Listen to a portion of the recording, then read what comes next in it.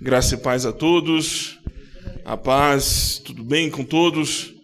Glória a Deus, obrigado mais uma vez pela sua presença aqui, o seu esforço estar aqui, chovendo, todo aquele transtorno de trânsito, de deslocamento, o investimento que você está fazendo nesse evento, na sua vida, e depois que nós vamos levando esse material para a internet, nós gostaríamos muito que você replicasse isso para amigos, para os seus inimigos,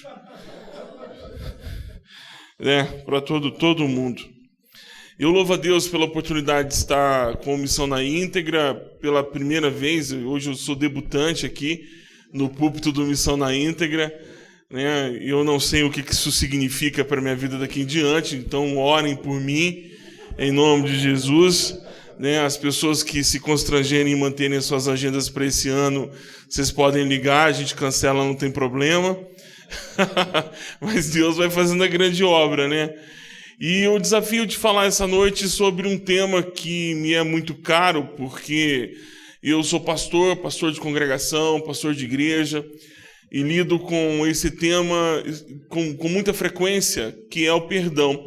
Dois temas são muito recorrentes na vida do pastor, pelo menos na minha experiência de gabinete, na minha experiência de púlpito, que não é muito grande coisa e também não deve ser levado também em consideração, mas eu precisava dizer de alguma forma. É a experiência com o perdão e com a ansiedade. São dois grandes temas que nós precisamos conversar um pouco mais sobre isso, tratar um pouco isso com mais seriedade, talvez com mais empenho e talvez, quem sabe, levando mais a sério a orientação bíblica sobre isso. Infelizmente, são dois temas que a igreja absorveu com muita tranquilidade. Ela recebe muito bem pessoas ansiosas, não tem nenhuma dificuldade de lidar com elas, acha até interessante quando algumas confessam que são ansiosas, e isso tá certo, tá bom, tá legal, legal que você é ansioso. Eu, por exemplo, torço por Vila Nova. Todo mundo tem que ter algum tipo de problema na vida, E eu tenho Vila, ser ansioso, tá, ansiosa. E o outro é a questão do perdão. Eu tive a oportunidade, uma triste oportunidade, diga-se de passagem, de viver uma experiência de uma igreja, a qual eu amo muito, mas infelizmente nisso ela não ajudou muito, que foi uma igreja que moveu, ainda move, não estou atualizado, uma ação contra uma família, uma ação na justiça. Resguardado todos os direitos de todo mundo achar que tem direito de ir na justiça e fazer alguma coisa, mas foi a primeira vez em que eu tive que lidar com uma igreja que decidiu não te retirar a sua causa da justiça contra uma família. Se a família estava certa ou errada, não vem em questão. O fato é que ela resolveu não estender o perdão para essa casa, para essa família. Quando eu digo igreja, estou dizendo seus representantes, aquela coisa toda, tal, e amo eles também de paixão. É o direito deles de continuarem fazendo besteira. Meu posicionamento foi claro à época, e eu disse que eu não concordava com isso. Que o perdão, ele precisa ser compreendido, porque o perdão é uma ação natural de todo filho de Deus. Não dá para imaginar um filho ou uma filha de Deus que não exerce o perdão. Não dá, é algo que não tem como você trabalhar isso. É como você tentar imaginar um mundo onde os cachorros não latem, miam. Você vê uma dissonância. É algo que não se encaixa, são coisas que não se fecham. Um irmão, uma irmã que fala assim ainda com muita autoridade, fala sem nenhuma resistência e nenhum constrangimento, e diz com todas as palavras: eu não te perdoo. Ou, não, este caso eu não perdoo. Isso é tão dissonante que isso devia doer nos nossos ouvidos e não passar tão despercebido como tem passado ultimamente. Então, é o tema do perdão, é a parábola que a gente vai trabalhar. É a parábola que está em Lucas capítulo 18, a partir do verso 21, o credor incompassivo. é o tema, é o texto que nós vamos falar. Eu pensei que o Ari ia fazer toda a introdução sobre parábolas, qual é o significado exegético da parábola. Como ele não fez, irmãos, fica para a próxima. Eu vou para o texto. Então, Lucas 18, a partir do verso 21. Então, nós temos o texto narrado pelo irmão Lucas, ele diz assim: Então Pedro, aproximando-se, lhe perguntou: Senhor, até quantas vezes meu irmão pecará contra mim que eu lhe perdoe? Até 7 vezes? Respondeu-lhe Jesus. Estou em Lucas, capítulo 18, verso 22. Confere. Respondeu-lhe Jesus. Não confere? Não, Lucas 17. É isso? Confere? Vocês estão atentos, né? Eu não. Vocês estão atentos, eu não. Confere? Mateus 18 não confere. Então a Bíblia de vocês está errada ou a minha? Eu falei Lucas. É porque estava escrito Lucas aqui em cima. Mas o irmão Lucas não precisa ser desconsiderado. Obrigado. O Eliezer já sabe qual é o ponto que ele tem que cortar. Então, só para ficar mais fácil para você, Eliezer, boa noite. O texto é Mateus, capítulo 18, a partir do verso 21. Agora confere, né? Obrigado. Eu estou debutando, irmãos, então isso tudo acontece. Então, bom, agora sim, tudo bem. É porque consta em Lucas, capítulo 17, do verso 3 ao verso 4. Confere? Só que não era a referência correta, então está tudo certo.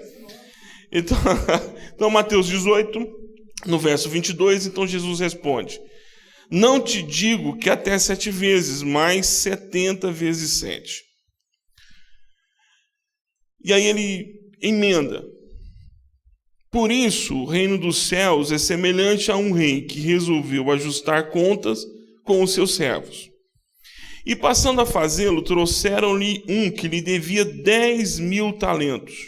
Não tendo ele, porém, com o que pagar, ordenou o Senhor que fosse vendido ele, a mulher, os filhos e tudo quanto possuía, e que a dívida fosse paga. Então o servo, prostrando-se reverente, rogou-lhe: Sê paciente comigo, e tudo te pagarei.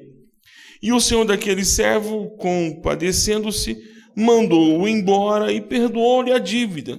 Saindo, porém, aquele servo encontrou um dos seus conservos, que lhe devia 100 denários, e agarrando-o, o sufocava, dizendo: Paga-me o que deves. Então o seu conservo, caindo-lhe aos pés, lhe implorava: Sê paciente comigo, e te pagarei. Ele, entretanto, não quis. Antes, indo-se, lançou-o na prisão, até que saudasse a dívida. Vendo seus companheiros o que se havia passado, entristeceram-se muito e foram relatar ao seu senhor tudo o que acontecera.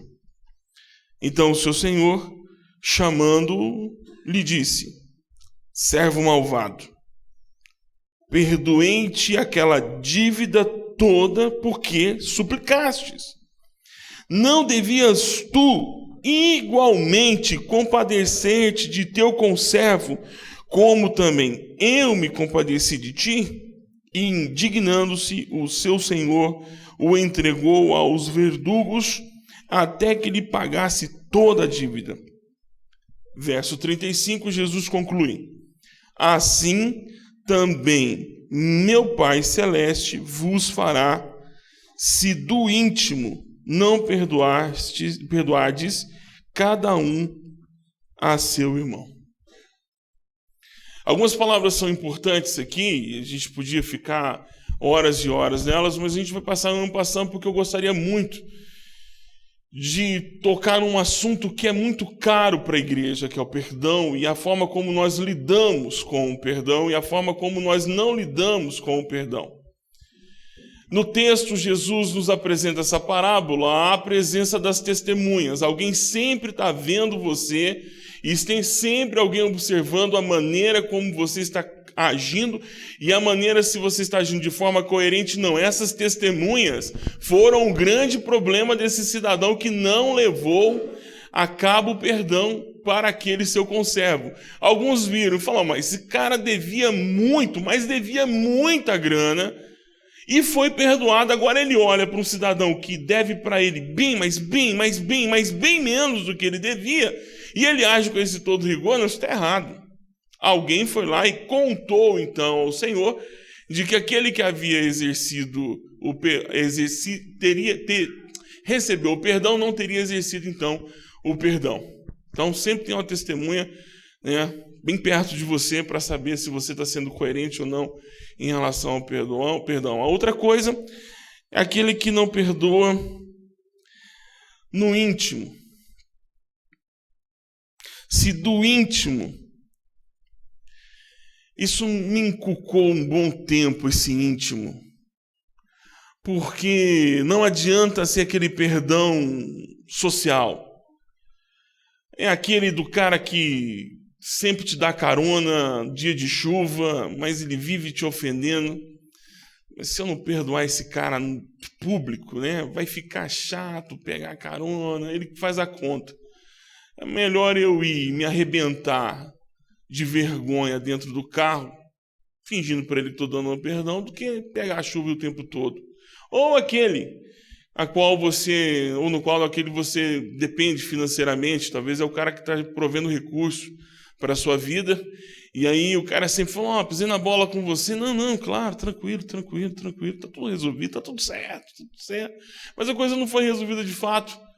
Isso é só um contrato social de permanência mútua, de forma que a gente não tenha um rompimento e ninguém venha se agredir publicamente.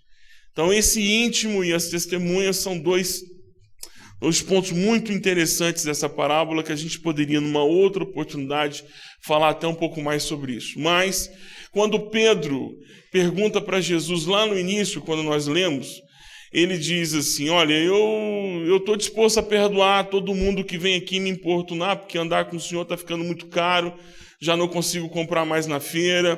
Os caras que estavam me vendendo fiado dizem que não vão me vender mais fiado porque eu estou andando com o Senhor e o Senhor tem causado muito prejuízo. Inclusive, na última vez que o Senhor passou aqui, o Senhor andou aprontando algumas coisas, as coisas que o Senhor ensinou na sinagoga, e está arrebentando com o comércio, as pessoas estão ficando com medo, e aí eu estou andando com o Senhor, estou me comprometendo. Então, dessa semana agora, ele me passou uma vergonha, disse que não ia me vender. Eu quero saber quantas e quantas vezes eu vou ter que perdoar as pessoas que me ofendem. 7. Porque eu creio que Pedro já estava achando era muito. 7 é muito. Pode ser menos? Aí Jesus disse, não. 70 vezes 7. E Jesus nos lembra a história de Lameque, que falou com a cara mais lavada, olha, eu quero que caia sobre mim 70 vezes 7 a condenação de cair, porque eu sou o cara. E aí eu passo a entender que esse perdão que Jesus está nos ensinando é que ele sempre vai estar, ou ele sempre vai se encontrar maior do que com qualquer que seja a agressão ou ofensa que você receba. Então, esse 70 vezes 7 é um superlativo.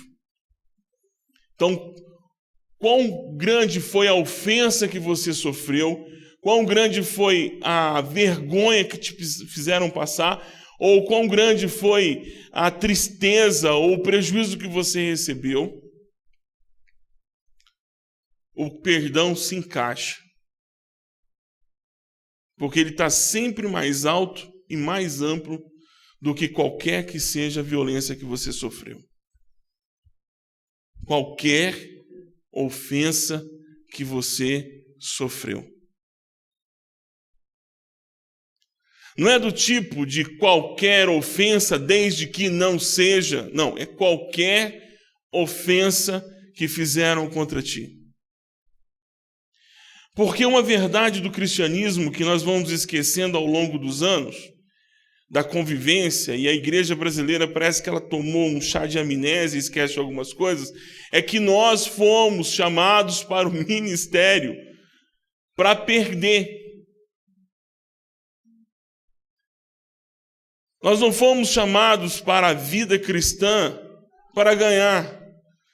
Numa disputa, você já entra sabendo quem é o perdedor. É você. Porque nós fomos chamados para entregar a nossa vida todos os dias. E nós fomos chamados para sermos lançados na cruz todos os dias.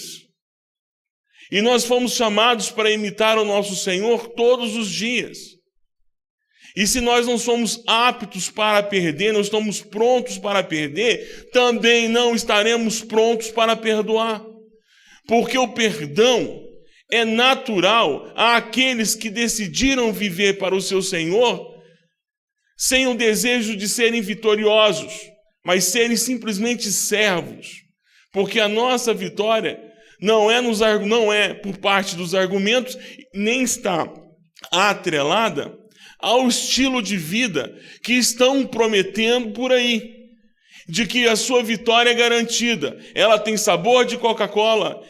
Agora é só vitória, agora é só vitória. Agora é só vitória com churrasco e Coca-Cola. Eu posso fazer uma versão do Guaraná Antártico para o pessoal da Ambev, desde que vocês façam uma contraproposta. Até agora só o pessoal da Coca que procurou, então desculpa aí o pessoal. Então a nossa relação com o Evangelho é uma relação da predisposição para o perdão constante, sempre.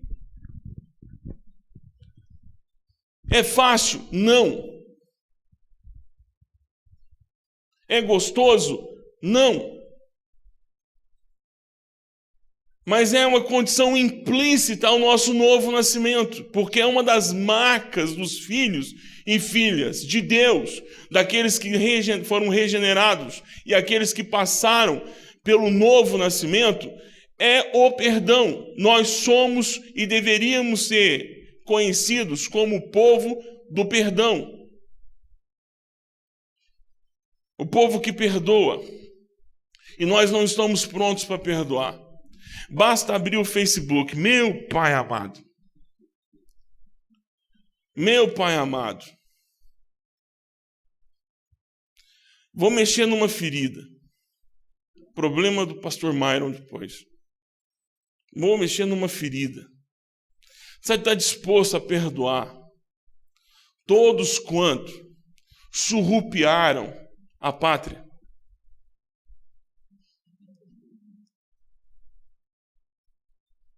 Você está disposto a dizer, meu irmão, aqui é lugar de perdão? Porque talvez na sua cabeça haja uma confusão, ou está havendo uma confusão entre perdão e passar a mão na cabeça. Perdão não é passar a mão na cabeça. Eu sou pai de 4 filhos. Graças a Deus. Tenho TV. E são filhos todos do mesmo casamento. São 4 filhos.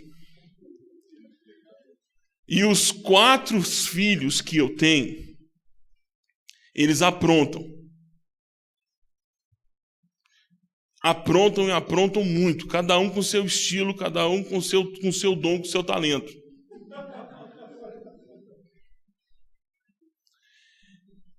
Eles aprontam e aprontam muito. E todo instante eu tenho que perdoar. Mesmo quando a minha teologia do Gruden eu encontrei debaixo do sofá, servindo de calço por um copo de suco de laranja. Mesmo quando eu encontrei, eu tive que perdoar, mas eu tive que disciplinar. Então, disciplina e perdão, eles são a mesma atitude de amor para com o irmão. Só que às vezes você acha que perdoar significa não deixar ou que não permitir que a pessoa passe pela disciplina. Duas coisas distintas. Mas não há disciplina se primeiro não houver perdão, porque senão é vingança. Não é disciplina, é vingança.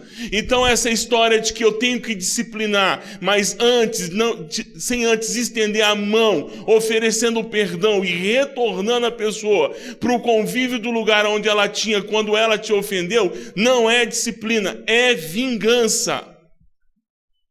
Que você saboreia dizendo, estou disciplinando o irmão. Então esse processo do banco para depois voltar para a plataforma, isso não é disciplina. Isso é vingança. Porque, conforme nós ouvimos agora há pouco, o filho pródigo volta para casa e ele não assume o lugar de empregado, ele assume o lugar que ele deixou de filho. Porque não houve substituição da vaga dele, ele continuou sendo filho. E quando você retorna para a casa do pai, você não volta para o quartinho, você volta para o seu lugar. Porque quando ele se converteu, e quando ele decidiu, o perdão já lhe havia sido concedido no coração do pai, porque o pai todos os dias estava na porta esperando que ele voltasse. É essa disposição que eu tenho que ter em relação às pessoas com quem eu convivo. Elas me ofenderam e eu tenho que estar pronto para quando ela retornar, ou quando ela voltar a me encontrar, ela encontre em mim sorriso. E não a disposição de matá-la.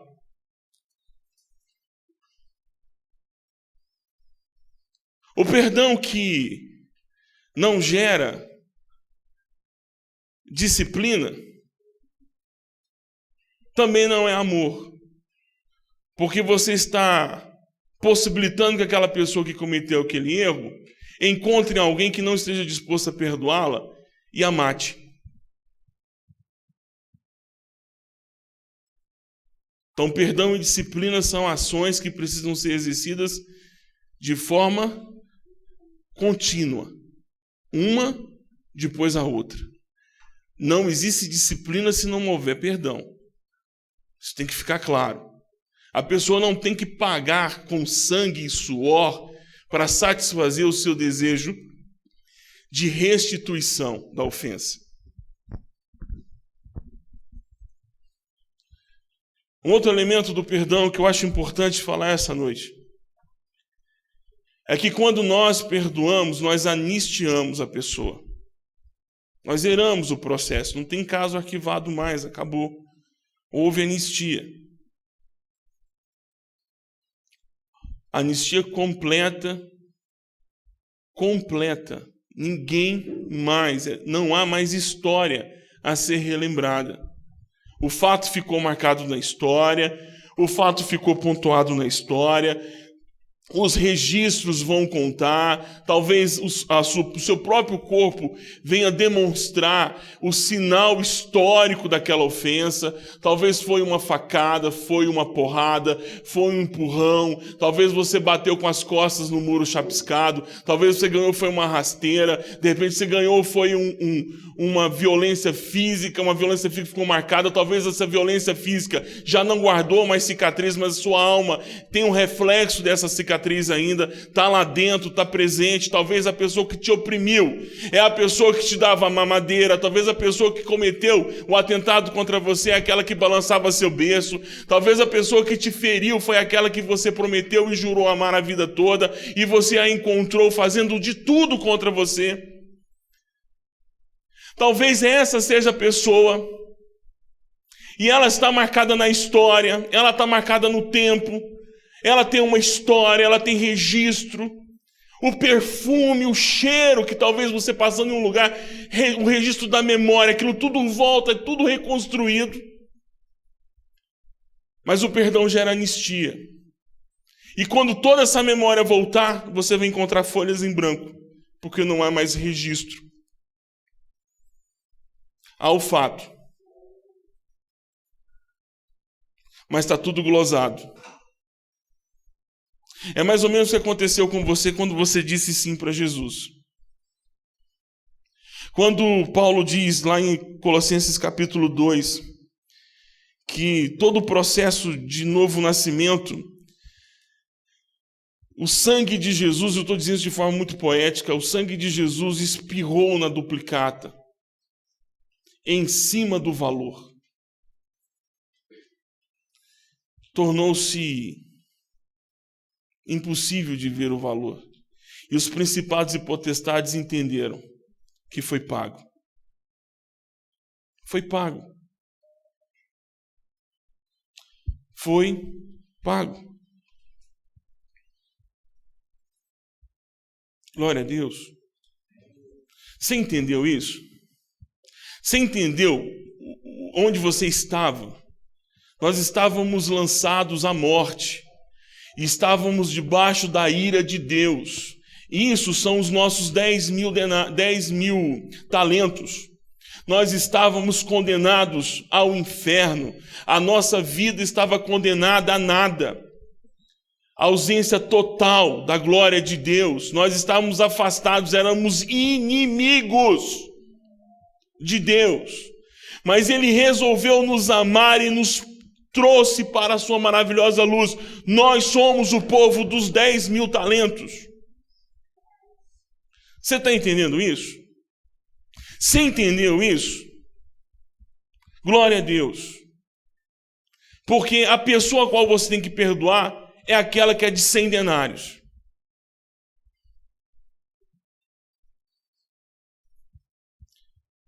Você é o de 10 mil talentos. E a pessoa que te ofendeu é aquela dos 100 denários.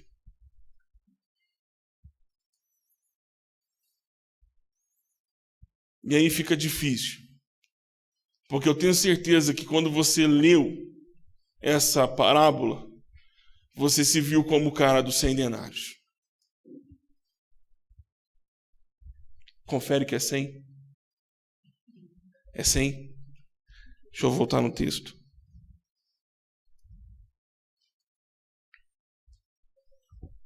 $100 denários. Você não é o de 100 denários. Você é o de 10 mil talentos. Porque se você entendeu o que eu disse no início, porque nós fomos e nascemos em Cristo, e daí nós fomos convidados a abrir mão de tudo, de perder a vida para poder ganhá-la. Se você entendeu isso, você não pode se colocar na posição de vítima.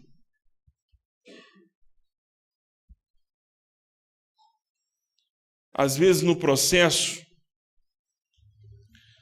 você está esperando que tudo gere boas conjecturas para daí você obter o perdão da parte de Deus, perdão da parte da pessoa, ou o contrário, você está louco para que a pessoa venha e te peça perdão. Eu conheço um caso de um menino que foi abandonado, vivia na rua, e um dia ele foi recolhido pela assistência da prefeitura e foi conduzido a uma casa de recuperação para menores.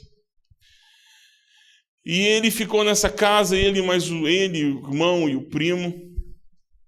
E eles apanhavam nessa casa de manhã, de tarde, de noite, de manhã, de tarde, de noite. Inclusive apanhavam antes do culto e apanhavam depois do culto.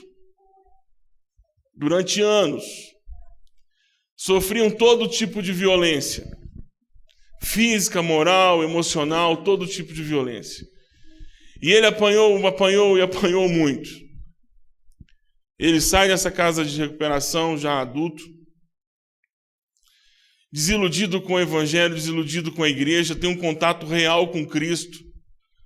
O Espírito Santo toca a vida desse jovem e ele retorna a essa casa de recuperação disposto a falar com o dono da casa. E a mulher do dono da casa diz: o que você quer fazer aqui? E ele diz: eu quero conversar com ele. Mas o que você quer falar com ele? Porque ele não quer te atender. Não, diga a ele que eu vim aqui para perdoá-lo. Eu quero que ele saiba que ele está perdoado.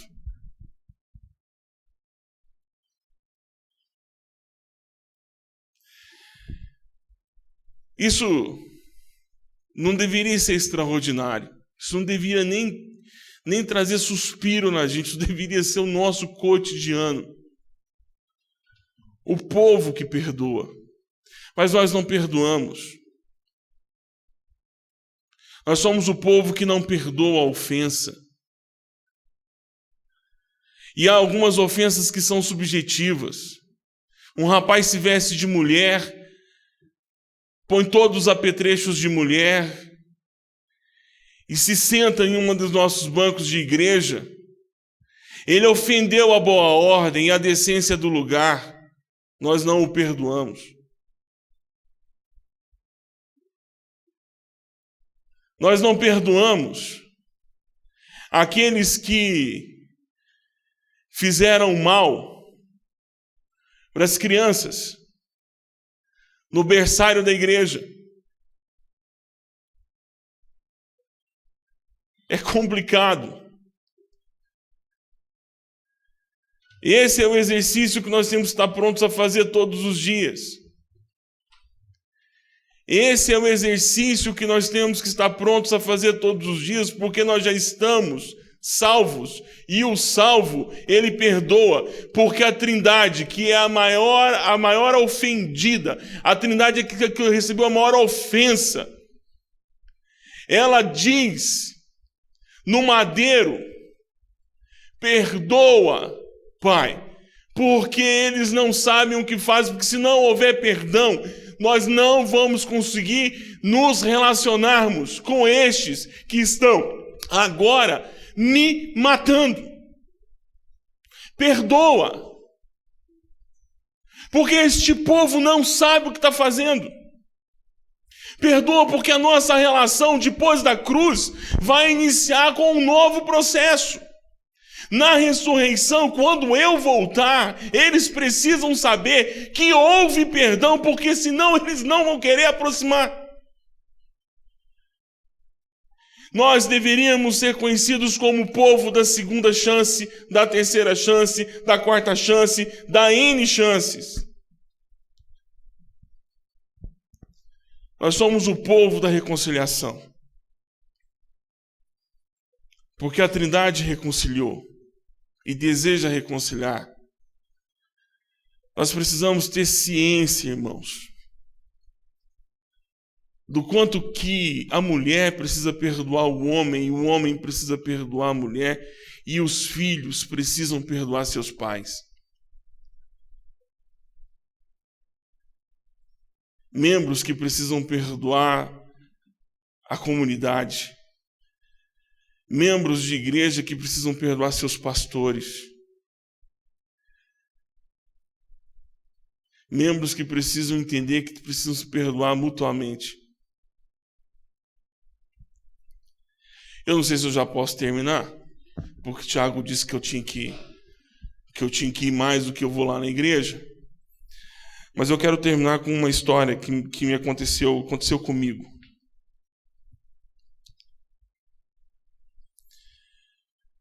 Eu fui enviado para me tornar seminarista por uma igreja muito amada, muito querida. Os irmãos bancaram todo o meu seminário. Glória a Deus pela vida deles. Mas era trágico.